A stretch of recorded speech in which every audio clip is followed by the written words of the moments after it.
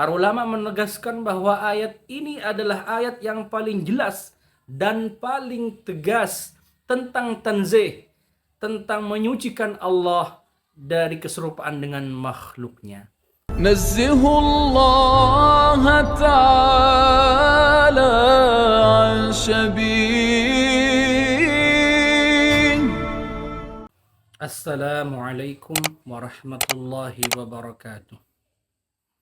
Alhamdulillah wa sallallahu wa sallam ala sayyidi rasulillah wa ala alihi wa sahbihi wa man wala.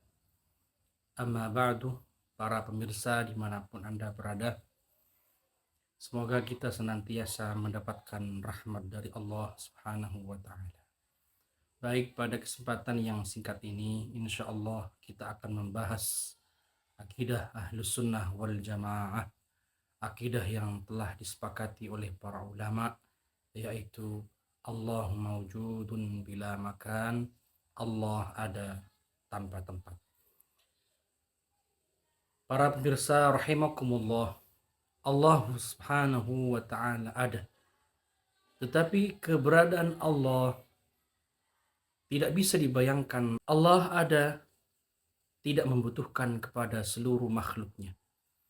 Allah tidak di arsy, Allah tidak di langit, Allah tidak di atas, tidak di bawah, tidak di kanan, tidak di kiri, tidak di depan, dan juga tidak di belakang. Karena sesuatu yang menempati suatu tempat itu adalah jisim.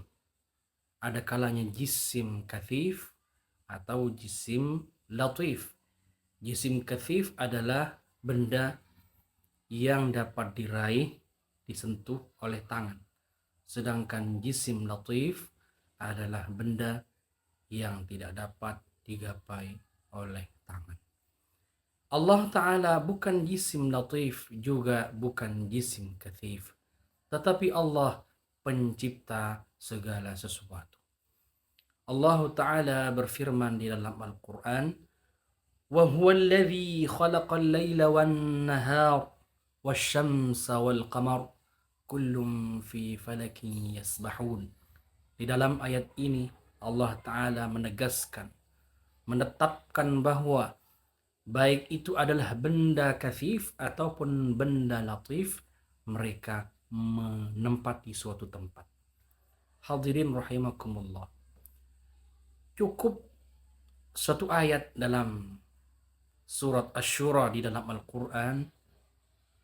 Allah Ta'ala berfirman, Laisa kamitslihi syai', bahwa Allah Subhanahu wa Ta'ala, dia tidak sama dengan makhluknya, baik dari satu segi maupun dari beberapa segi. Zat Allah tidak sama dengan zat makhluk.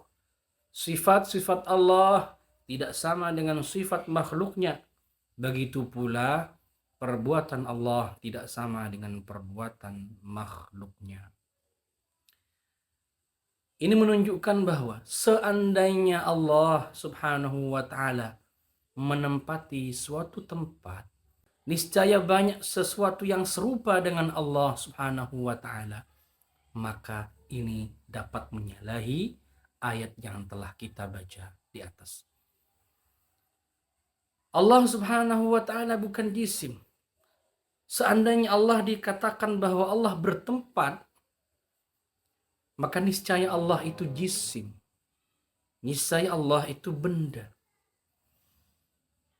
Jika dikatakan Allah itu benda, berarti memiliki ukuran, memiliki dimensi panjang, lebar, dan kedalaman. Sesuatu yang memiliki ukuran demikian, panjang, lebar, dan kedalaman, tentu membutuhkan kepada yang lainnya, yang menjadikannya dengan ukuran tersebut. Sesuatu yang membutuhkan kepada yang lainnya, tentulah dia lemah. Sesuatu yang lemah, apa layak dikatakan kepada Allah Subhanahu wa Ta'ala? Mustahil Allah Subhanahu wa Ta'ala berukuran. Mustahil Allah Ta'ala adalah jisim. Mustahil bahwa Allah Subhanahu wa Ta'ala berada di suatu tempat. Itu tadi dalil dari Al-Quran. Para ulama menegaskan bahwa ayat ini adalah ayat yang paling jelas dan paling tegas tentang tanzih, tentang menyucikan Allah dari keserupaan dengan makhluknya. Hadirin rahimakumullah, para pemirsa sekalian yang dirahmati oleh Allah Subhanahu wa taala. Dalam hadis yang lain yang diriwayatkan oleh Al-Imam Al-Bukhari, Ibnul Jarud dan Al-Baihaqi bil isnadis sahih anna Rasulullah sallallahu alaihi wasallam qaal kana Allah wa lam yakun syai'un ghairu. Allah ada pada azal dan tidak ada sesuatu selainnya bersamanya. Hanya Allah ada pada azal.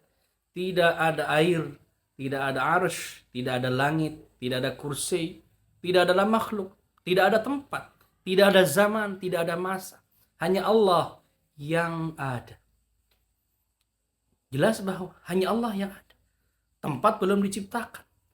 Allah ada, tak butuh pada tempat, tak butuh pada arsy, tak butuh pada kursi. Setelah itu Allah Ta'ala berkehendak untuk menjadikan ciptaannya. Ada air, ada arsy, ada kursi, ada langit, ada bumi. Allah tidak berubah. Sebagaimana Allah tidak butuh kepada tempat sebelum diciptakan tempat, setelah diciptakan tempat Allah tidak butuh. Ini seperti perkataan Al-Imam Aliun radhiyallahu anhu wa karrama wajhah, kana Allahu wa la makan wa huwa al-ana ala ma alaihi kan. Allah ada pada azal sebelum diciptakan tempat, wa huwa al-ana ala ma alaihi kan, dan setelah Allah menciptakan tempat, Allah ada seperti sedia kala. Ma'asyiral mustami'in, itu dalil dari Al-Quran dan dari hadis Rasulullah sallallahu alaihi wasallam. Begitu juga ada hadis dalam bunyinya bahwa Rasulullah bersabda, wa anta adh-dhahir falaysa fawqaka syai' wa anta al-batin falaysa dunaka syai'. Ya Allah, anta adh-dhahir, engkaulah yang zahir. Al-zahir adalah segala sesuatu menunjukkan tentang adanya engkau. Falaysa fawqaka syai', maka tidak ada di atasmu sesuatu. Wa antal batin, engkau al-batin ya Allah. Artinya bahwa engkau tidak dapat dihayalkan. Falaysa dunaka syai', maka tidak ada di bawah engkau sesuatu. Al-Baihaqi mengatakan, jika di atasnya tidak ada sesuatu, di bawahnya tidak ada sesuatu, ini menunjukkan bahwa Allah Subhanahu wa ta'ala tidak membutuhkan kepada tempat. Kaum muslimin rahimakumullah. Baik, saya tambahkan, setelah kita sebutkan Al-Quran dan Al-Hadis tentang tanzih, maka banyak sekali perkataan para ulama yang menunjukkan hal itu. Seperti Al-Imam Abu Mansur Al-Baghdadi mengatakan, wa ajma'u ala annahu la yahwihi makan wa la yajri alaihi zaman. Para ulama ahlu sunnah bersepakat, ini perkara ijma', perkara yang sudah disepakati, bahwa Allah Subhanahu wa ta'ala tidak diliputi tempat dan juga tidak berlalu baginya peredaran massa. Ini ijma' ulama. Dan juga ulama-ulama yang lain yang sangat banyak jumlahnya mengatakan hal yang senada tentang penyucian Allah dari tempat dan arah. Tak luput daripada itu perhatian dari para ulama-ulama Nusantara kita di Indonesia. Al-Imam An-Nawawi dalam tafsirnya misalnya At-Tafsir Al-Munir, beliau mengatakan, wal wajibu alaina an naqta'a bi kaunihi ta'ala munazzahan 'anil makani wal jihad. Yang wajib kita yakini bahwa Allah Subhanahu wa ta'ala secara pasti maha suci dari tempat dan arah. Ini Imam An-Nawawi Al-Bantani dalam Tafsir Al-Munir. Ulama-ulama yang lain, Mufti Betawi Sayyid Uthman. Kemudian ada yang terkenal juga di daerah Jawa Tengah yang sering disebut dengan Kiai Saleh Darat dari Semarang. Beliau mengatakan dengan bahasa lahjah Jawa lan orah arah, lan orah enggon, lan orah mongso, lan orah werno. Yang artinya, dan Allah Maha Suci dari arah, tempat, masa, dan warna. Tak luput perhatiannya. Dari saking pentingnya mengenalkan akidah Ahlus Sunnah ini, Hadratus Syekh Kiai Haji Hashim Asy'ari, pendiri daripada Jam'iyah Nahdlatul Ulama, menyebutkan dalam muqaddimah At-Tanbihat Al-Wajibat, wa asyhadu an la ilaha illallah wahdahu la syarika lah al-munazzahu 'anil jismiyyati wal jihati waz zamani wal makan. Dan aku bersaksi bahwa tidak ada Tuhan yang wajib disembah melainkan Allah semata. Tidak ada sekutu baginya. Dia maha suci dari bentuk atau jisim, maha suci dari arah, zaman, masa, dan tempat. Masya Allah, banyak sekali.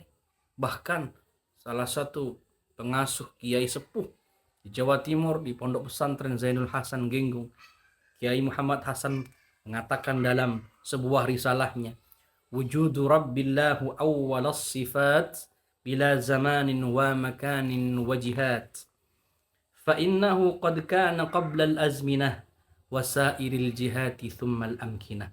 Ini kata beliau, adanya Tuhanku Allah adalah sifat-sifatnya yang pertama, yakni wujud adalah sifat yang pertama, tanpa masa, tanpa tempat, dan tanpa arah. Karena Allah ada sebelum semua masa, semua arah, dan semua tempat. Sebagaimana akal kita dapat menerima tentang adanya Allah tanpa tempat sebelum menciptakan tempat. Setelah menciptakan tempat, kita juga bisa menerima, akal sehat kita bisa menerima tentang adanya Allah tanpa tempat. Subhanalladzi yughayyir wa la yataghayyir. Maha suci Allah yang telah merubah tetapi dia tidak berubah. Para kaum muslimin rahimakumullah, semoga daras singkat ini semakin menambah keimanan kita kepada Allah Subhanahu wa ta'ala, dan di bulan Ramadan ini kita senantiasa mendapatkan ampunan dari Allah Subhanahu wa ta'ala, mendapatkan rahmat dari Allah Subhanahu wa ta'ala, dan termasuk dari golongan orang-orang yang dimerdekakan dari api neraka. Wallahul muwaffiq ila aqwamit thariq. Assalamualaikum warahmatullahi wabarakatuh.